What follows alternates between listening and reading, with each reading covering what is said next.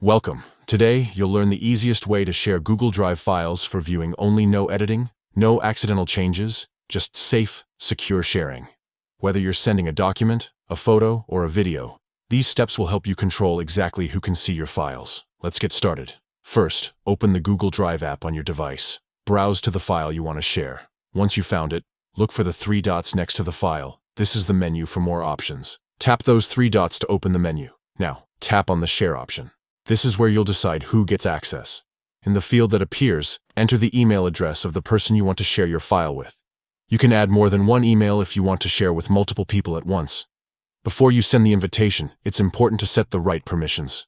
By default, Google Drive might give people permission to edit your file. To change this, tap on the permission dropdown.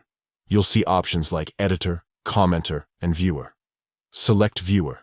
This setting makes sure the person you're sharing with can only look at the file. They won't be able to make any changes or leave comments. Once you've selected Viewer, tap Send. That's it. The person you invited will get an email with a link to the file, and they'll only be able to view it, not edit or comment. This method is perfect for sharing important documents, presentations, or any file where you want to keep your original content safe.